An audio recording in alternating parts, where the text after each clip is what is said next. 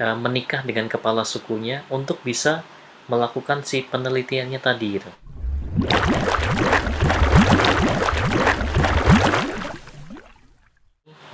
Selamat sore, Assalamualaikum warahmatullahi wabarakatuh. Semoga semuanya sehat selalu dan semoga semuanya bisa tetap bersyukur dalam berbagai macam kondisi. Terima kasih sudah menonton. Jangan lupa like, share, dan subscribe ya teman-teman. Oke, ini sesuai dengan partisipan yang hadir ada 8. Oke, kita mulai di Kulon untuk mata kuliah topik khusus STI itu sudah pada masuk ya. Jadi di situ 4 pertemuan itu oleh Bu Dinar ya. Sudah dilakukan Bu Dinar dengan kalian semuanya. Kemudian pertemuan kelima, 6 dan 7 itu nanti dengan saya. Topiknya berkaitan dengan di sini mungkin sudah ada penelitian kualitatif, kemudian minggu berikutnya ada kuantitatif dan ada studi kasus dan tools gitu. Kurang lebih seperti itu. Di materinya untuk yang kualitatif di sini sudah ada, Anda bisa download dan juga baca juga sebenarnya. Tadinya mau saya upload semalam atau kemarin, cuman kemarin saya coba masuk ke Kulon juga agak kesulitan. Ada yang baru masuk dan suaranya belum di mute, mungkin saya mute dulu, jadi Anda akan mendengar hanya suara saya dulu. Nanti baru kita buka tanya jawab ya. Di sini ada penelitian kualitatif. Kemudian pertemuan kita kali ini itu pertemuan ke-6 sebenarnya. Nah, pertemuan kelima itu diminta diganti. Nanti kita akan ganti ke hari yang lain, kemungkinan besar di minggu depan. Karena minggu ini tadi saya coba ganti-ganti di siap itu jadwalnya sudah pada penuh semuanya. Bisa itu opsinya kalau nggak malam, jadi setelah di atas jam 7 malam, kalau nggak Sabtu atau Minggu. Sabtu pun sudah penuh, tinggal Sabtu sore atau malam juga dan Minggu juga. Jadi mungkin kita jadwalkan minggu depan saja, mungkin seperti itu. Jadi minggu depan itu kita 2 kali kuliah, kemudian minggu depannya lagi itu minggu UTS. Anda bisa melihat di layar ataupun bisa download juga di sini. Kulon 2 itu juga filenya sama. Jadi ini berkaitan dengan penelitian kualitatif. Sebenarnya kalau di ranah kajian sistem dan teknologi informasi di kita itu penelitian ada beberapa metode ya. Mungkin salah satunya kualitatif, kemudian kuantitatif, ataupun yang satunya campuran atau mix method gitu. Jadi kualitatifnya ada dan ada kuantitatifnya. Mungkin kalau dilihat dari dua kata kualitatif dan kuantitatif itu kan kita bisa sedikit banyak bisa menebak ya.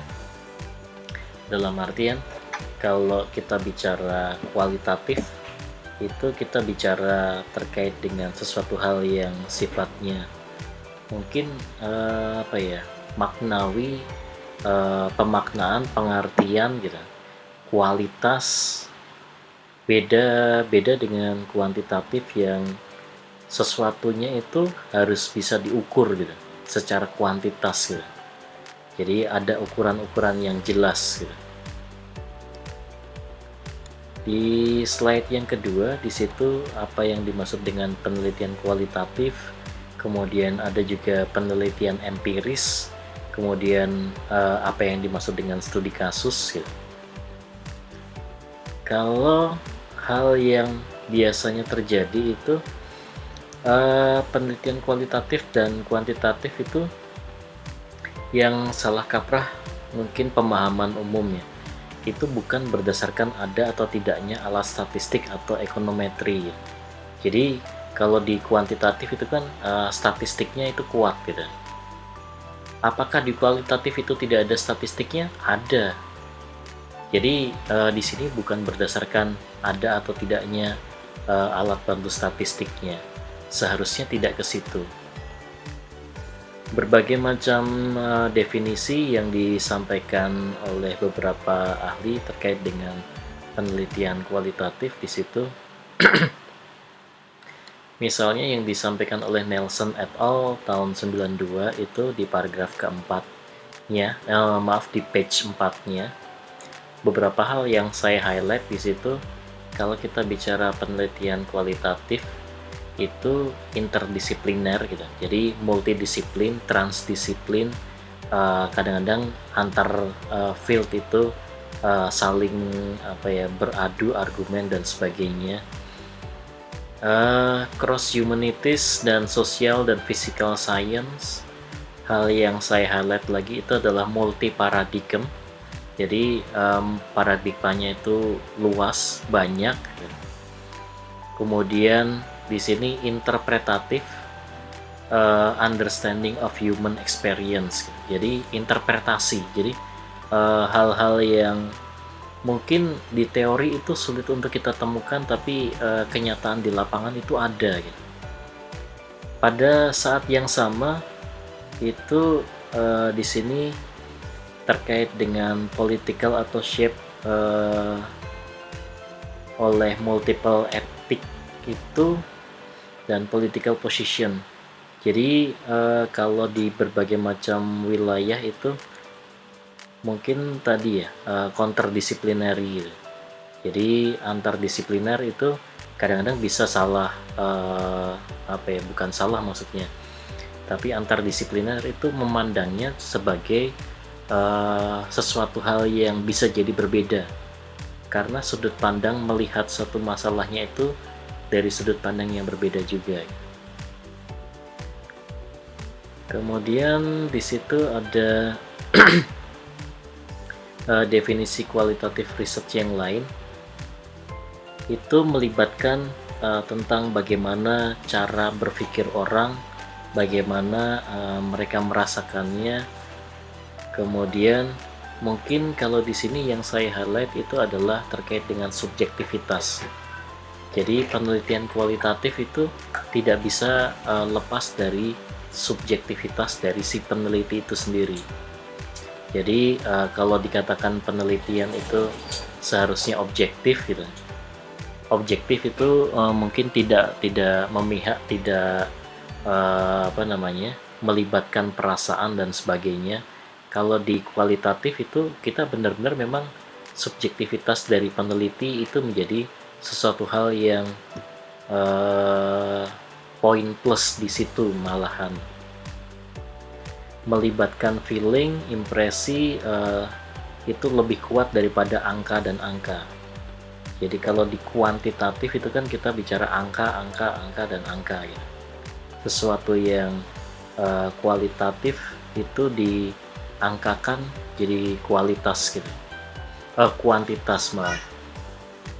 Jadi penelitian kualitatif itu berfokus pada multi-metode, melibatkan interpretasi, pendekatan naturalis pada subjek penelitiannya. Penelitian kualitatif itu digunakan untuk mencoba memahami dan menginterpretasikan fenomena dan maknanya bagi para partisipan. Jadi interpretasi dari seorang peneliti itu menjadi satu hal yang pasti akan banyak muncul di dalam penelitian kualitatifnya. Penelitian kualitatif itu menggunakan berbagai macam materi empiris seperti studi kasus, pengalaman pribadi, introspeksi, cerita hidup, wawancara, pengamatan historis, interaksi, dan teks yang secara visual itu mendeskripsikan rutinitas, problematika, beserta artinya bagi kehidupan individu tertentu. Menggunakan berbagai metode yang saling terhubung satu dengan yang lainnya, mencoba mendapatkan pemahaman yang lebih baik mengenai subjek penelitiannya. Jadi kalau dirangkum itu berbagai macam kosakata yang di highlight itu ada investigasi, ada pemahaman yang mendalam, menemukan makna. Nah, ini menemukan makna, menyelidiki hal-hal atau interaksi beberapa faktor yang tidak tampak secara jelas. Kemudian kita melihat perilaku manusia dan perilakunya. Kemudian studi dalam konteks atau setting natural. Jadi kita melihat fenomena yang ada itu sebenarnya yang terjadi di lapangan seperti apa sih, nature-nya, ya, naturalnya. Apakah fenomena itu memang ada? Kita lihat secara baik subjektif oleh si penelitinya, perasaannya, bahwa masalah itu ada dan masalah itu harus diangkat dan diselesaikan. Ada masalah apa di sana, misalnya seperti itu. Kemudian tadi berkaitan dengan penelitian itu ada kualitatif, ada kuantitatif, kemudian ada juga yang menyinggung penelitian empiris. Kalau kita bicara empiris itu berarti penelitian melalui pengamatan secara langsung atau tidak langsung terhadap suatu fenomena. Jadi empiris itu pengamatan. Bukti-bukti empirisnya itu melalui catatan pengamatan, baik langsung atau tidak langsung, nanti bisa dianalisa secara kualitatif atau kuantitatif. Jadi mungkin empiris itu versus teoritis ya. Kalau empiris itu kan kita berarti ke lapangan terjun, kemudian kita mengamati. Kalau teoritis itu kan kita berarti ke literatur review ya. Cari sumber, daftar pustaka, kemudian kita bandingkan antara satu teori dengan teori yang lainnya. Beda dengan empiris. Studi kasus, kalau studi kasus itu salah satu metodologi penelitian kualitatif, di mana pada penelitian tersebut itu mengangkat satu lokasi atau satu tempat, di mana tempat tadi itu sebagai objek atau subjek penelitiannya. Nah, jadi kalau dirangkum bedanya antara kualitatif dan kuantitatif, ini tadi klik to add text.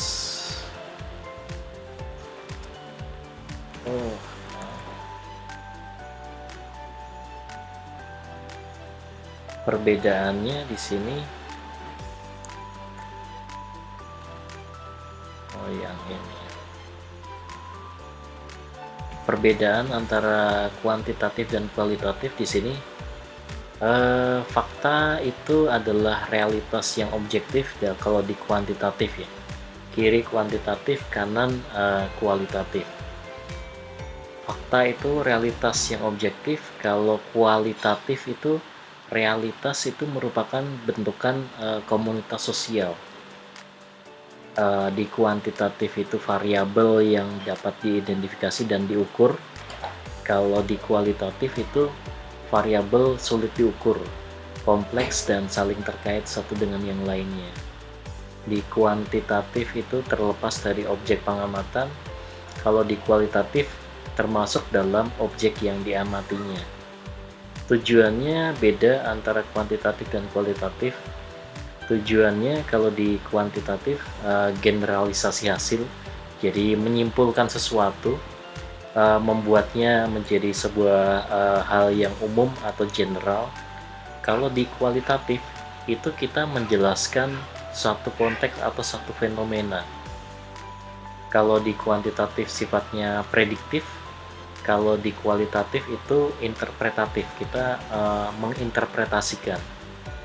Nah, kalau di kualitatif itu penjelasan sebab akibat, di kuantitatif. Kalau di kualitatif kita memahami perilaku, perspektif dari pelakunya. Untuk proses-prosesnya juga berbeda. Bisa jadi di sini sebagai salah satu panduan. Misalnya di kuantitatif itu sifatnya deduktif. Deduktif itu kan utamanya di depan, kemudian baru dijelaskan. Kalau kualitatif itu induktif, jadi semuanya dijelaskan dulu, baru terakhirnya diungkapkan konteks atau fenomenanya itu apa gitu. Ini tadi perbedaan antara kuantitatif dan kualitatif ya.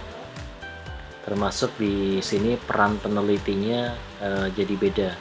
Kalau di kuantitatif itu lepas dan imparsial, kalau di kualitatif itu keterlibatan personal dan parsial. Termasuk juga pengungkapan objektivitas itu di kuantitatif, kalau di kualitatif itu pemahaman empatik.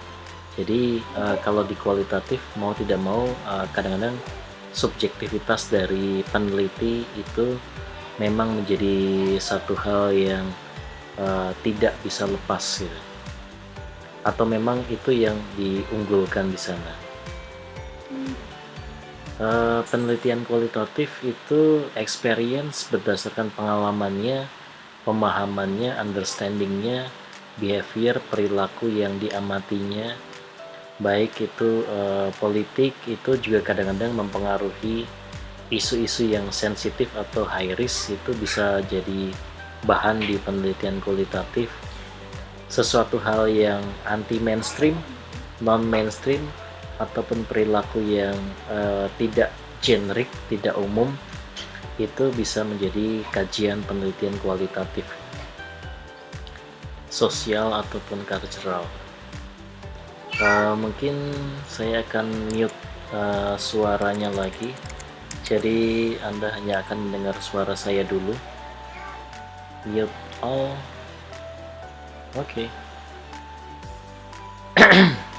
Nextnya outputnya. Nah, sesuatu hal yang menarik di penelitian kualitatif itu adalah kita bisa membuat teori baru dari fenomena-fenomena yang anti mainstream. Jadi hal-hal yang sifatnya unik menjadi fenomena di lapangan, menjadi sesuatu hal yang sekarang menjadi isu. Tapi kalau kita lihat rentetan teoritisnya itu mungkin kita susah menemukannya gitu. Bagaimana kita menjelaskan suatu fenomena tanpa adanya kajian literatur mungkin yang belum ada gitu. Jadi bisa jadi muncul sebuah teori yang baru gitu. Deskripsi tentang suatu situasi atau perilaku yang belum pernah dijelaskan sebelumnya. Makanya kalau di pekajian kualitatif itu seringkali kita juga malah menemukan literaturnya itu bukan di bidang kita, kadang-kadang di bidang sosial gitu. Hal itu sudah pernah dikaji di sana, makanya multi disiplin tadi. Naratif tentang satu pengalaman, jadi banyak bercerita tentang fenomena tadi, diceritakan secara runut, kemudian diceritakan secara jelas, kadang-kadang melibatkan apa yang dirasakannya juga. Penelitian ini juga merupakan cara baru untuk memahami suatu peristiwa atau perilaku. Ide-ide baru bisa muncul, pemahaman-pemahaman yang baru itu juga bisa kita di ujungnya menjadi sebuah teori yang baru. Karena seperti yang terjadi di era kita gitu, di industri 4.0, banyak hal-hal yang baru yang tidak bisa dijelaskan di teori-teori yang lama semacam itu.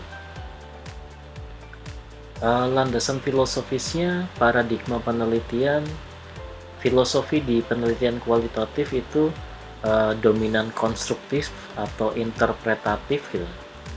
Di dalamnya ada berbagai macam pilihan, mungkin bisa fenomenologi, kemudian bisa menggunakan etnografi.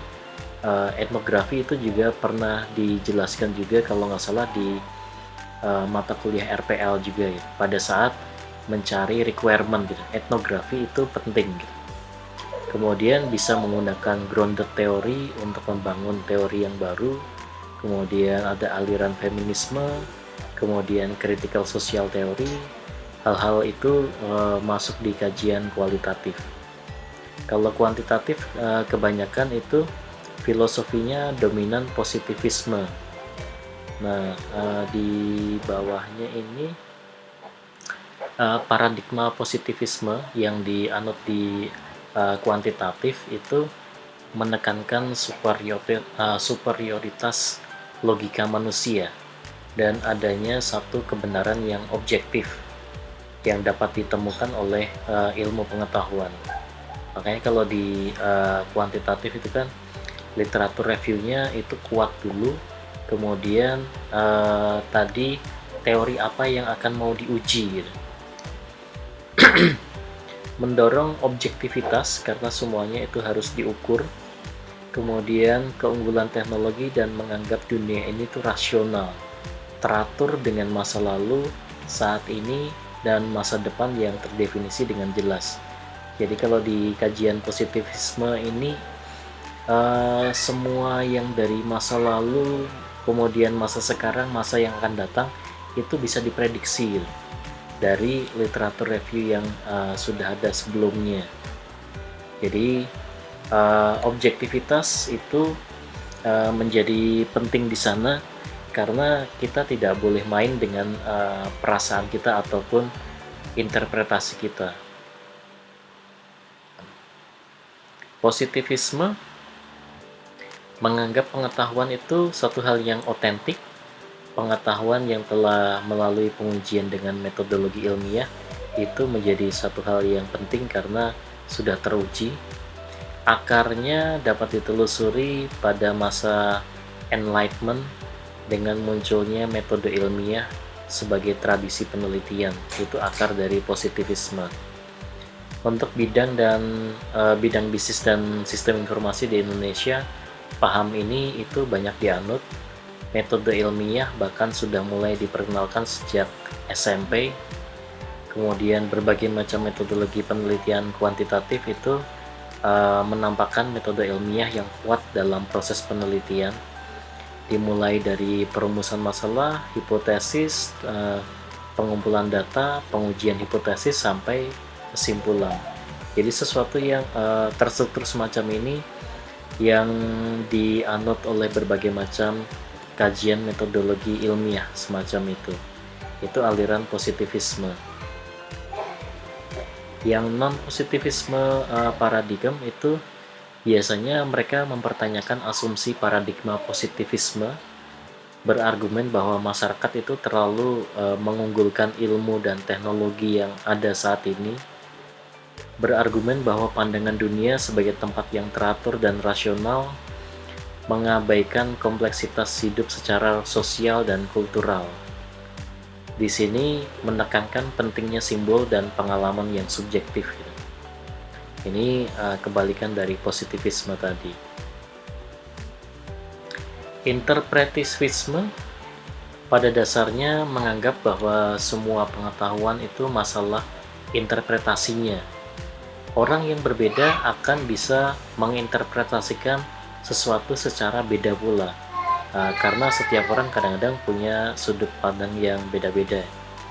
Dalam aliran interpretisisme itu terdapat beberapa pendekatan, yaitu ada pendekatan simbolik interactivism, kemudian ada fenomenologi, kemudian ada hermeneutics. Ini oleh Crotty tahun 98. Kekuatan penelitian di kualitatif. Penelitian di kualitatif itu kita benar-benar melihat sesuatunya itu di setting naturalnya. Jadi tidak direkayasa, begitulah kejadiannya, begitulah yang kita tangkap, begitulah yang kita laporkan. Jadi menekankan pada interpretasi dan pemahaman dari informasi ataupun informan yang berbicara kepada kita. Berusaha memahami secara mendalam ya semua informasi yang ada tadi, kemudian memanusiakan pihak yang diteliti. Jadi kita benar-benar menggali informasi tadi dari berbagai macam sumber atau informan, ataupun kita sering sebut dengan narasumber. Kita manusiakan mereka, kita juga bertanya pendapat mereka, perasaan mereka terkait dengan fenomena yang kita teliti tadi juga. Fleksibilitas di dalam penelitian kualitatif itu sangat tinggi. Jadi dalam proses penelitiannya itu bisa jadi sangat fleksibel. Apa yang kita mungkin duga di awal bisa jadi 100% tidak sama, atau bisa jadi memang ada yang sama, ada yang melenceng gitu. Jadi banyak hal yang akan ditemukan di dalam proses penelitian kualitatif itu sendiri. Kelemahan-kelemahannya, masalah reliabilitas itu sulit mereplikasi hasilnya. Jadi sebuah penelitian kualitatif dilakukan oleh orang lain, pada saat kita mencoba mereplikasinya, mungkin settingnya jadi sudah berubah gitu. Jadi mau direplikasi jadi hasilnya sama itu mungkin juga enggak gitu. Jadi mungkin nanti hasilnya juga bisa jadi berbeda. Sifat pengumpulan dan pengolahan data yang penuh subjektivitas, pengamatan mungkin hanya menangkap sebagian fenomena sehingga sulit untuk memperkirakan apa yang dianggap sebagai tipikal atau general gitu. Resiko mengumpulkan data yang tidak relevan dari partisipan. Nah, kadang-kadang data-data yang dari partisipan itu juga bisa jadi entah itu relevan atau tidak relevan.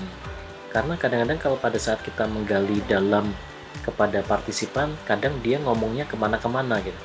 Jadi mungkin kita sebagai seorang peneliti nantinya harus bisa mendengarkan dan memahami sesuai dengan apa yang kasus yang sedang kita angkat.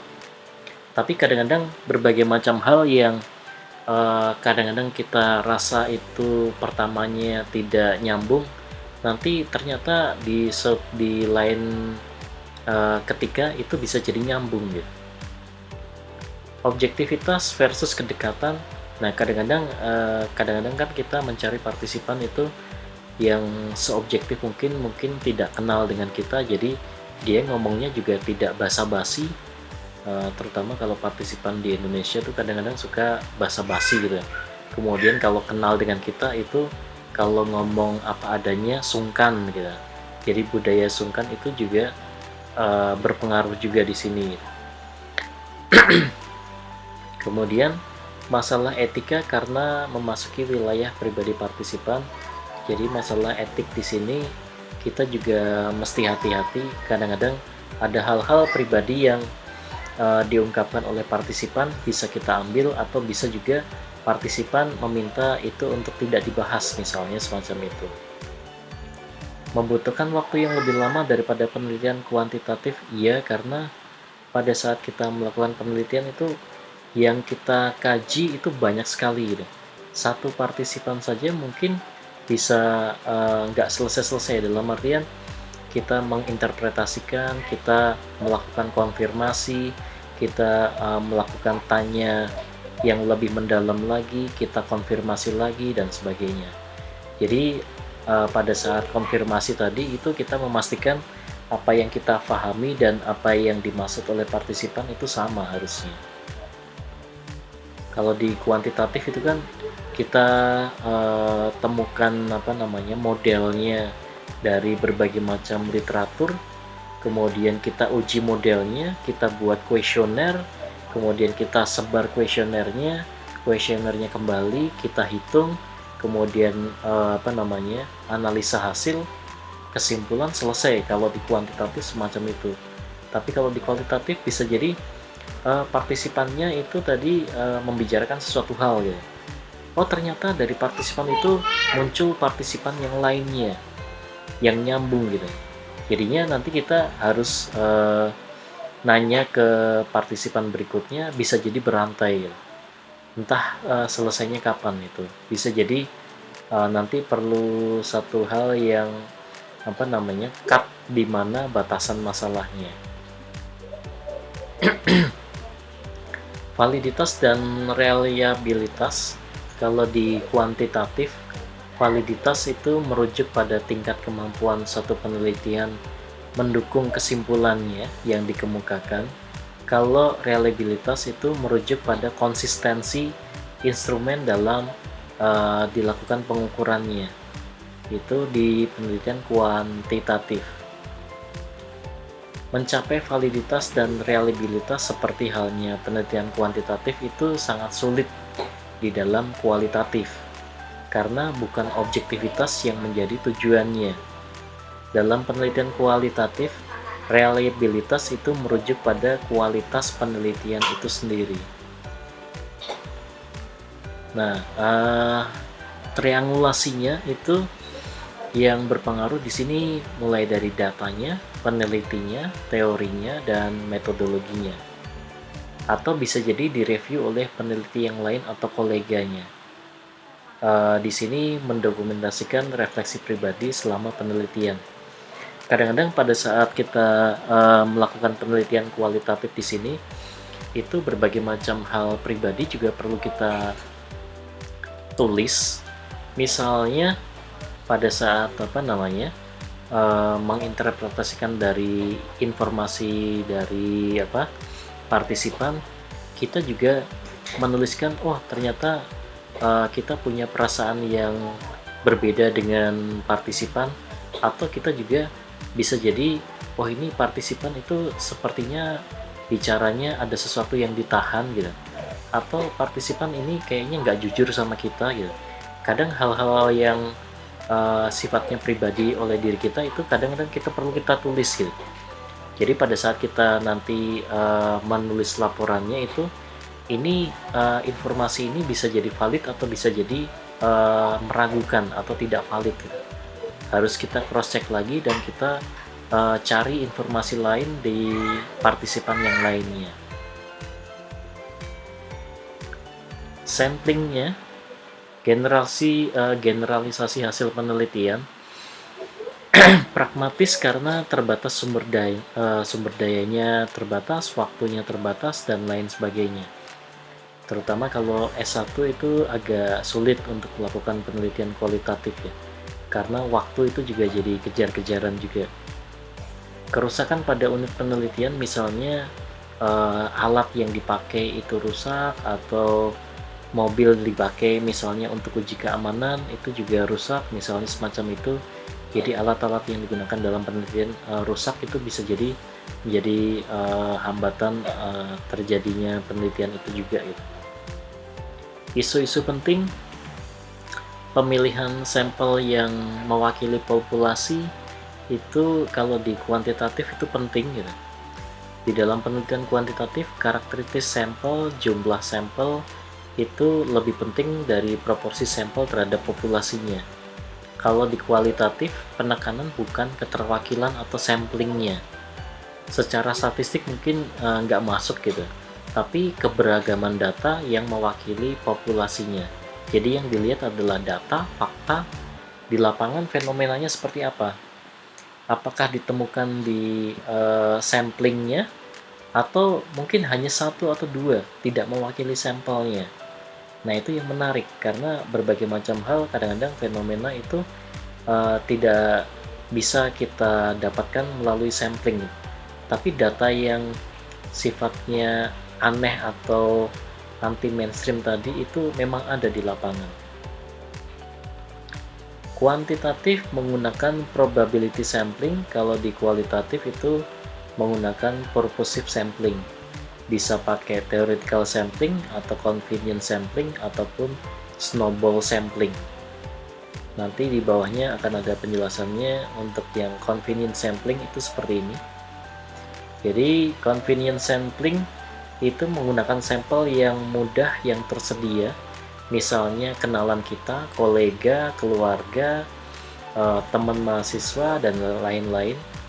Dengan convenience sampling itu kita bisa lebih cepat, lebih mudah, relatif lebih murah, tapi masalahnya adalah sulit untuk dilakukan generalisasi, karena ya sampelnya orang-orang yang kita kenal saja. Nah kadang-kadang yang kita kenal tadi, yang mungkin saya singgung di depan tadi, kalau kenalan kita kadang-kadang bicaranya tuh tidak, atau ada sesuatu yang ditutupi gitu. Atau bisa jadi dia nggak jujur misalnya. Kadang-kadang kan selalu ingin bicara baik di depan kita. Kadang-kadang kejujurannya ya mungkin bukan berarti dia bohong, itu enggak, tapi tidak diungkapkan semuanya, mungkin begitu. Kemudian ada purposeful sampling. Purposeful sampling itu atau judgment sampling, termasuk di dalamnya itu snowball sampling dan quota sampling. Nah kalau snowball sampling itu kita mulai dari satu partisipan. Nah dari satu partisipan tadi itu bisa menyebar ke partisipan yang lain sesuai dengan rekomendasinya atau referensinya dari partisipan yang di awal. Misalnya kita mewawancarai satu karyawan di satu perusahaan X gitu. Nah, karyawan tadi menyarankan kalau kita ingin bertanya lebih lanjut terkait dengan suatu hal, bisa jadi Anda bertanya ke karyawan X lagi atau ke manajernya atau kemana lagi gitu. Jadi kayak bergulir gitu.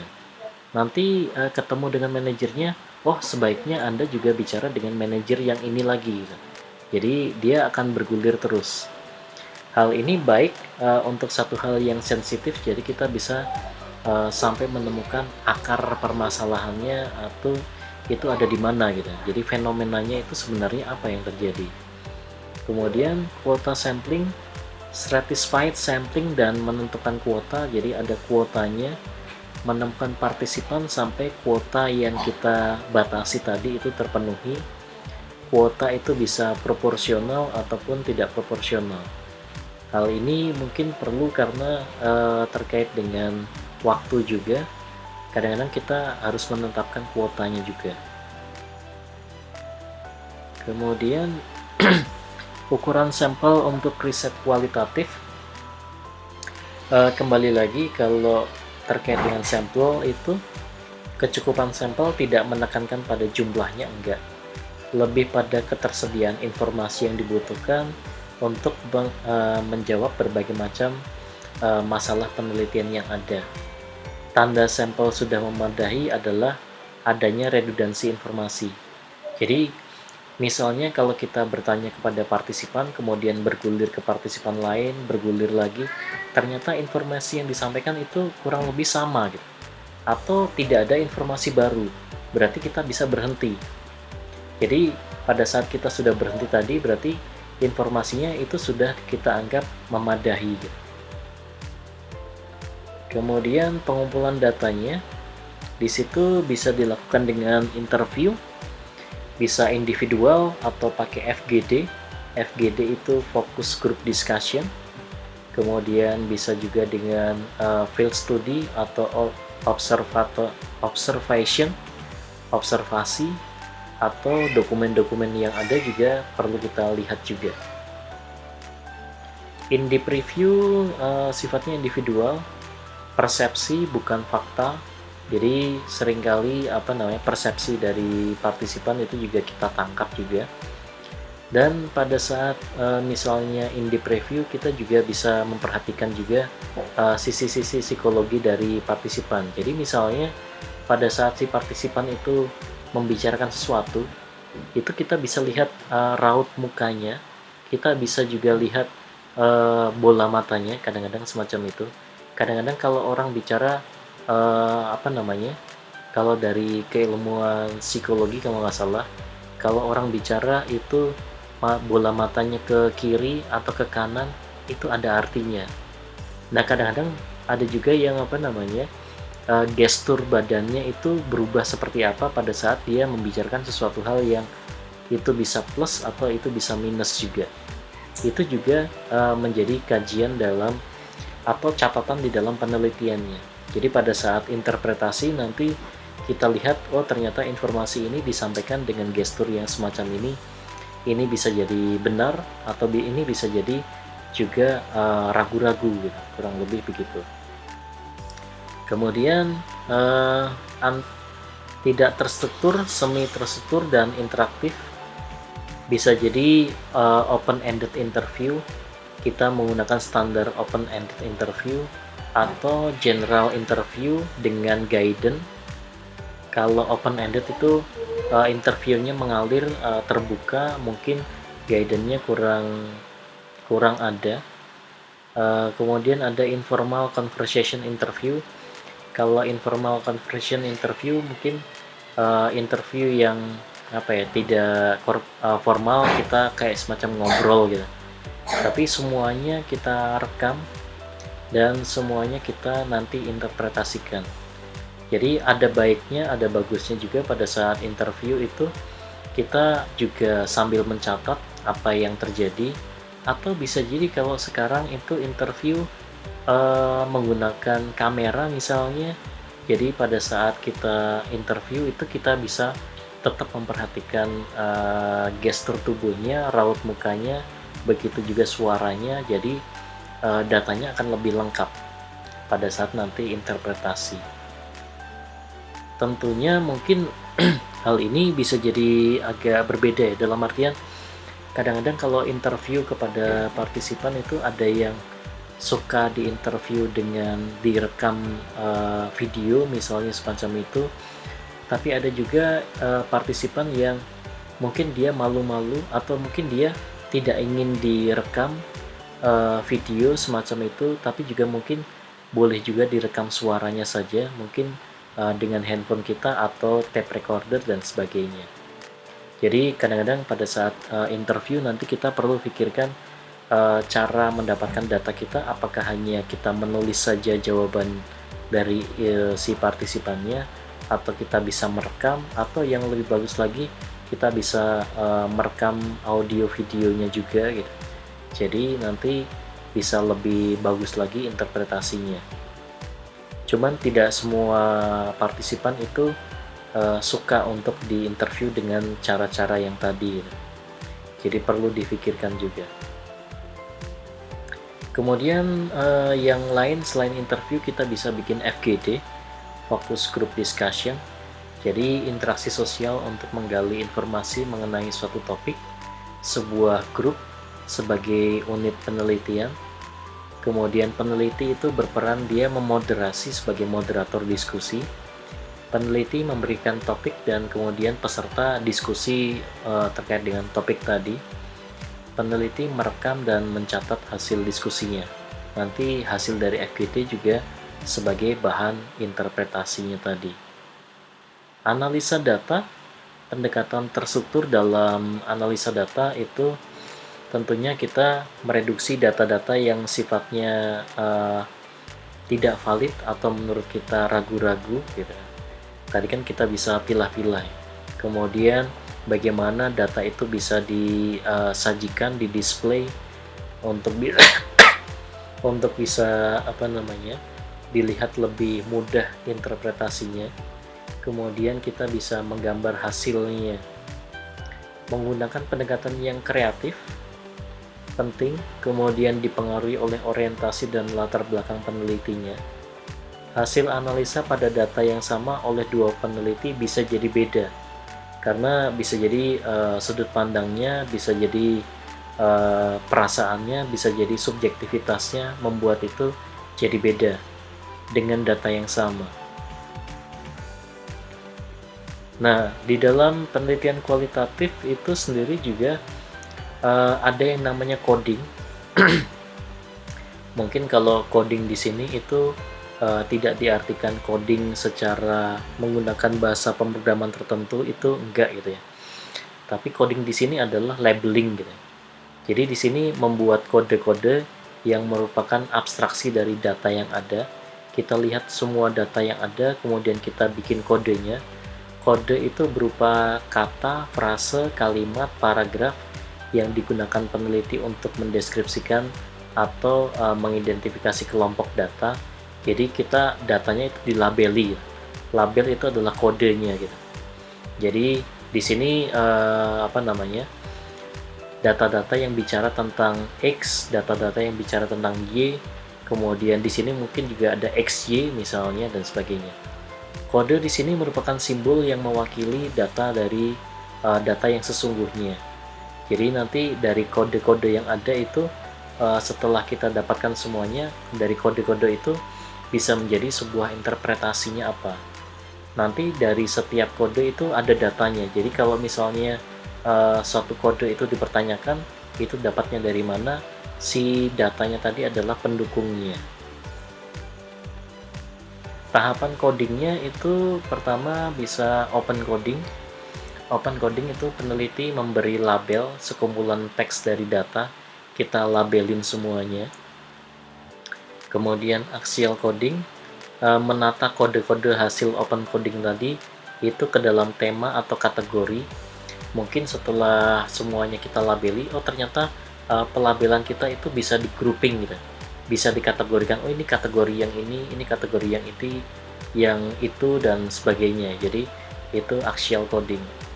Kemudian selective coding, peneliti melakukan interpretasi terhadap semua kode yang dihasilkan dalam open coding ataupun actual coding. Jadi setelah semuanya dilabeli, kemudian dikelompokkan, dikategorikan, kemudian diinterpretasikan. Metodologi penelitian kualitatif itu ada di situ ada 4 yang umum atau lebih banyak dipakai oleh banyak peneliti. Bisa action research, kemudian grounded theory, ethnography, dan case study. Action research itu didefinisikan sebagai proses demokratis partisipatif yang bertujuan untuk mengembangkan pengetahuan praktis dalam mencapai tujuan mulia manusia berdasarkan cara pandang partisipannya. Action research. Definisi yang lain oleh Sani dan Passmore itu proses penelitian di mana pengetahuan tentang perilaku diintegrasikan dengan pengetahuan tentang organisasi dan keduanya diimplementasikan untuk menyelesaikan permasalahan nyata pada suatu organisasi. Contohnya misalnya ABC. ABC itu Activity Based Costing. Kemudian ada BSC. BSC itu Balance Scorecard. Yang keduanya itu dimunculkan oleh Kaplan dan kawan-kawannya.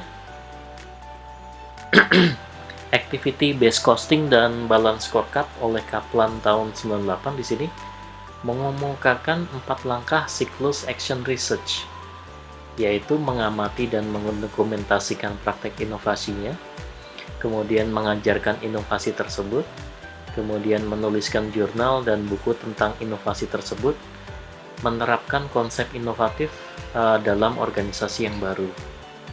Kaplan menyebutnya sebagai Innovation Action Research. Kemudian Kaplan sebagai peneliti mampu mencapai beberapa hal, yaitu melakukan validasi terhadap inovatif yang dikembangkan berdasarkan konteks suatu organisasi ke organisasi yang lain, jadi bisa dipakai di organisasi yang lain, memberikan peluang untuk mempelajari dan menyempurnakan konsep inovatif, kemudian menciptakan pengetahuan baru berdasarkan implementasi konsep inovatifnya. Kemudian ada grounded theory, itu oleh Glasser dan Strauss. Dua peneliti ini, Glasser dan Strauss itu awal mulanya itu mungkin berkolaborasi ya, tapi nanti di akhir-akhir itu mereka kayak semacam pecah kongsi karena beda pendapat gitu.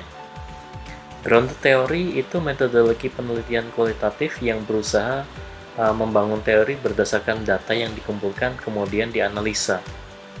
Didefinisikan sebagai metodologi yang berusaha secara induktif menemukan teori dengan cara meneliti mengembangkan teori dari satu topik, kemudian secara simultan mendasarkan teori pada satu data dan observasi empiris. Kekuatan utamanya di grounded theory itu adalah pengembangan induktif teori dari data yang tersedia untuk menjelaskan suatu fenomena sosial. Jadi berbagai macam data yang ada itu digunakan untuk menjelaskan fenomena sosial. Jadi menjadi sebuah teori yang baru. Perbedaan mendasar grounded theory dengan metodologi penelitian kualitatif itu adalah adanya hubungan saling mempengaruhi antar data dan teori yang dibangun oleh peneliti. Mengembangkan teori mempengaruhi pencarian data, dan kemudian hasil analisa data yang terkumpul itu membentuk teori yang dibangun.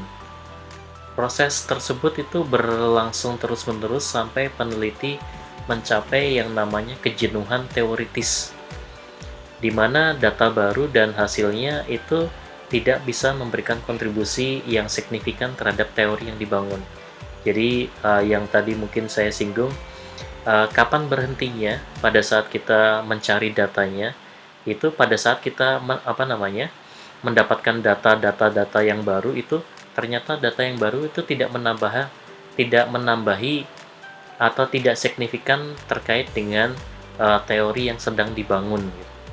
Jadinya kita oke, cukup berhenti gitu. Jadi pengumpulan datanya bisa kita stop.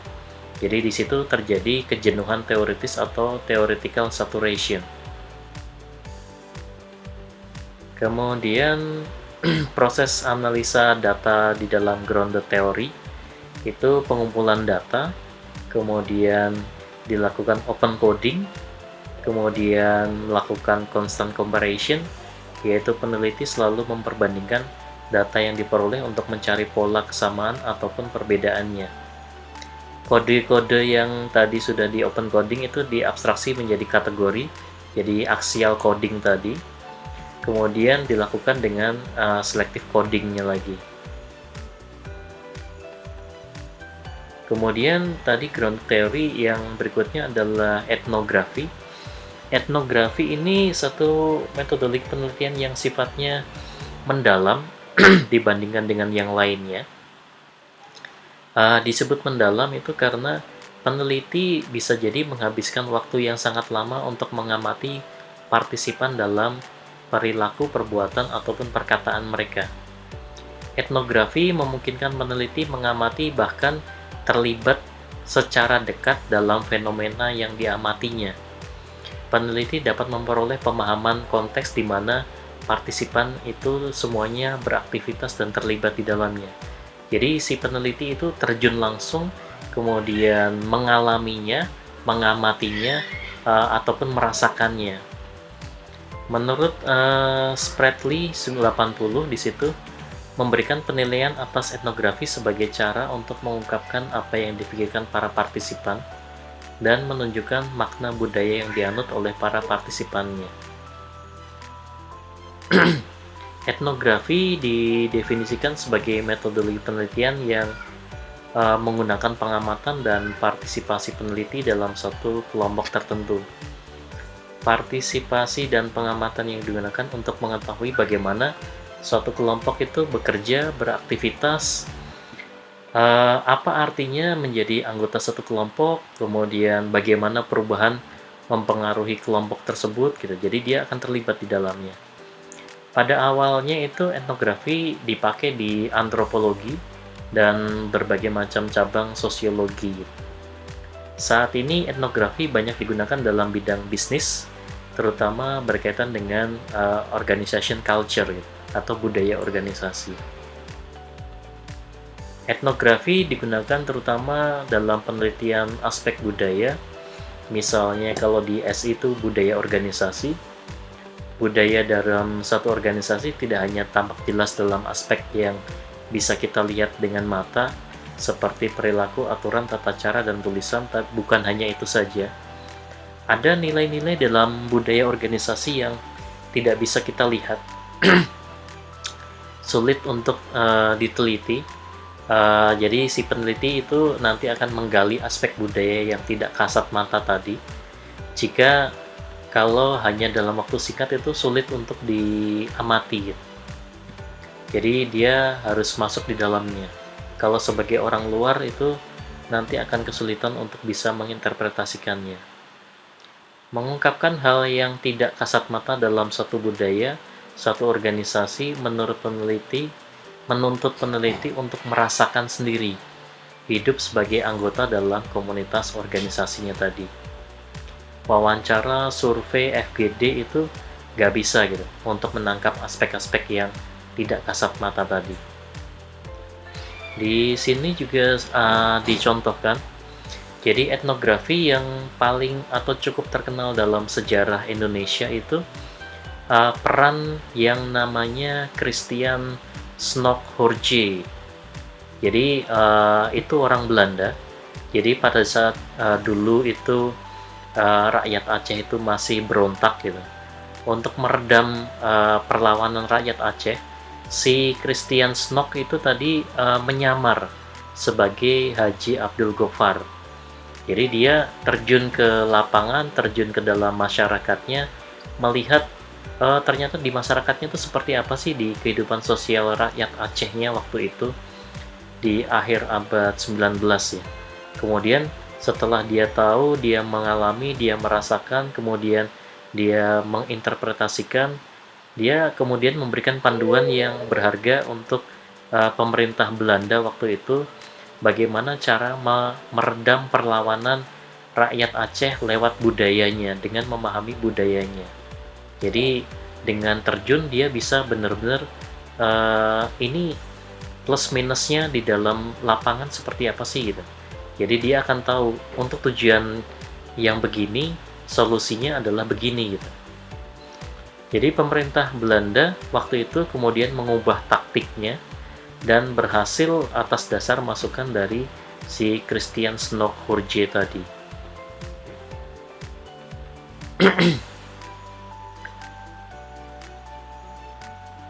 Oh oke, recordnya tidak nyala. Oke, berarti dari tadi ya recordernya. Oh iya,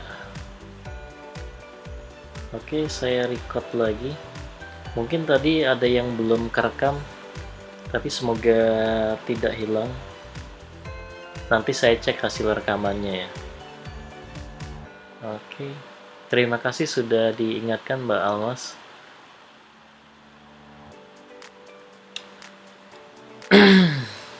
Berarti ada yang kelewat, tidak terekam. Jangan khawatir, saya juga merekam layar saya juga sebagai barang buktinya. Nanti kita akan gabungkan rekamannya. Jadi semoga tadi terekam juga layar saya dan suara saya. Oke, itu terkait dengan etnografinya. Jadi di etnografi ini satu hal yang penting untuk bisa memahami benar-benar masuk ke dalam sebagai pelaku gitu. Nanti bisa menginterpretasikan dengan tepat. Ini yang dicontohkan tadi, meredam perlawanan rakyat Aceh waktu zaman penjajahan Belanda. Contoh yang lain itu ada juga yang cukup terkenal yang dialami oleh peneliti dari Inggris atau Belanda juga. Dia mengamati suku pedalaman di Papua. Jadi untuk mengamati suku pedalaman di dalam Papua itu, dia terjun ke suku tersebut. Dia seorang wanita terjun ke sana, kemudian sampai dia menikah dengan kepala sukunya untuk bisa melakukan si penelitiannya tadi gitu. Jadi dia menikah, kemudian mengalami berbagai macam budaya yang terjadi di sana, dan kemudian berhasil menjawab berbagai macam penelitian yang dia angkat gitu. Itu penelitian kualitatifnya dengan cara etnografi. Kemudian yang berikutnya itu adalah case study. Case study itu salah satu metodologi yang mungkin banyak menimbulkan salah kaprah. Case study sering dapat diartikan sebagai metodologi penelitian atau metode mengajar, terutama di school business di Harvard Business School. Metodologi case study itu diartikan sebagai penelitian yang dilakukan pada satu objek penelitian tertentu. Misalnya penelitian X di studi kasusnya PTA gitu. Case study juga merupakan satu metodologi penelitian tertua yang ada hingga saat ini menurut catatan sejarah. Sebagian besar literatur dalam bidang sejarah, psikologi, sosiologi, antropologi, manajemen, politik, pendidikan, ekonomi, kedokteran menggunakan cara-cara metodologi case study. Dalam bidang ilmu politik juga setengah artikel dari jurnal ilmiah papan atas itu sampai tahun 2005 menggunakan metodologi case study. Case study itu satu metodologi penelitian yang menggunakan bukti empiris, jadi pengamatan di lapangan, langsung atau tidak langsung, untuk membuktikan apakah suatu teori itu dapat diimplementasikan pada satu kondisi atau tidak. Case study didefinisikan sebagai suatu pendekatan penelitian yang melakukan eksplorasi suatu fenomena dalam konteksnya dengan menggunakan data dari berbagai macam sumber. Case study mensyaratkan peneliti melakukan analisa secara intensif pada suatu unit analisa yang diteliti atau case-nya. Sebuah case itu bisa jadi satu individu, bisa satu organisasi, satu peristiwa, satu keputusan, satu periode, atau sistem yang dapat dipelajari secara menyeluruh dan lengkap, holistik. Proposal riset di dalam penelitian pada dasarnya satu proposal penelitian itu kan merupakan pernyataan dari peneliti mengenai berbagai macam hal. Di dalamnya ada apa saja yang akan dilakukan. Kemudian peneliti memahami apa yang akan dilakukan dengan menunjukkan pemahaman akan literatur dan situasi penelitian. Jadi kalau yang kedua itu berkaitan dengan state of the art dari penelitiannya. Kalau yang ketiga itu penelitian tersebut penting dan bermanfaat untuk dilakukan atau tidak. Kemudian penelitian tersebut akan menyumbangkan suatu hasil yang bermanfaat baik bagi peneliti, masyarakat, atau ilmu pengetahuan itu sendiri. Biasanya proposal riset akan berisi minimal 4 itu. Kalau proposal riset di kualitatif, dalam penelitian kualitatif pada umumnya proposal itu merupakan peta yang cukup jelas dan terstruktur mengenai apa yang akan dilakukan dan prediksi hasil yang akan dicapai. Misalnya melalui uji hipotesa. Pada penelitian kualitatif, kejelasan seperti penelitian kuantitatif itu sulit untuk disajikan. Alasan utamanya adalah ketidaktahuan peneliti mengenai hasil apa yang nanti akan dicapai. Karena di awal itu kita berpikir hasilnya itu agak sulit gitu untuk memprediksinya. Kompleksnya fenomena itu yang akan diteliti itu kompleksitasnya luar biasa gitu. Jadi bisa jadi antara proposal dan hasilnya nanti bisa jadi beda. Jadi proposal kualitatif itu panduan awal, bukan harga mati. Awal apa yang selanjutnya terjadi bisa jadi beda dari apa yang diperkirakan di awal penelitiannya. Peneliti mengikuti hasil temuan berdasarkan data yang terkumpul dan analisanya. Analisa data menurut Miles dan Huberman tahun 94 menyarankan langkah-langkah berikut dalam mengolah datanya. Jadi ditata informasinya dalam berbagai rangkaian yang berbeda, kemudian dibuat matriks yang isinya kategori, ditempatkan bukti-bukti dalam kategori tadi, kemudian membuat tampilan dan visualisasi data, misalnya dengan flowchart atau diagram alir untuk mempermudah pemahamannya, kemudian menghitung frekuensi kemunculan satu topik tertentu dalam data, kemudian menggunakan alat statistik seperti analisa varian, rata-rata untuk melihat kompleksitas dan hubungan antar data, kemudian menata kembali informasi dalam urutan kronologisnya sesuai dengan timeline-nya. Kronologis itu berdasarkan satuan waktu. Kemudian di dalam penulisan laporan dan publikasinya, menulis laporan penelitian, terutama kualitatif, itu sering diabaikan sampai saat-saat yang terakhir. Itu menjadi masalah, kadang-kadang ya masalah setiap orang juga ya, dalam artian seringkali kita kalau menulis laporan itu di akhir-akhir gitu. Padahal kalau di kualitatif itu kalau bisa setiap fenomena itu tercatatkan gitu, atau sesegera mungkin dituliskan. Dalam hal ini dapat menjadi hal yang merugikan, terutama karena menyusun tulisan hasil dari analisa data yang sangat banyak tadi itu tidak mudah. Banyak sudut pandang yang bisa dikemukakan dan banyak hal yang harus ditampilkan dalam tulisan. Menuliskan hasil penelitian menjadi suatu laporan penelitian, tesis, disertasi, ataupun lainnya tidak sama dengan menuliskan hasil analisa data. Sangat disarankan terutama untuk peneliti kualitatif pemula untuk menuliskan laporan penelitian sedini mungkin. Jadi kalau ada sesuatu, tulis gitu. Tahapan analisa data dan hasilnya mungkin akan berubah dengan bertambahnya data yang masuk ataupun yang dianalisa. Akan tetapi aspek lain seperti pendahuluan ataupun lain-lainnya mungkin tidak akan berubah secara drastis. Itu yang berkaitan dengan penelitian kualitatif. Terima kasih sudah menonton. Jangan lupa like, share, dan subscribe ya teman-teman. Cukup sekian pertemuan kali ini ya, sampai ketemu minggu depan. Nanti kita lanjutkan dengan materi yang berikutnya terkait dengan kuantitatif ya. Terima kasih atas partisipasi semuanya. Sampai ketemu minggu depan. Jangan lupa jaga kesehatan, kemudian ikutin berbagai macam arahan terkait dengan penanganan COVID-19 ini ya. Ini menjadi keprihatinan kita bersama. Semoga cepat selesai dan kita bisa bertemu tatap muka kayak lebih menyenangkan ya.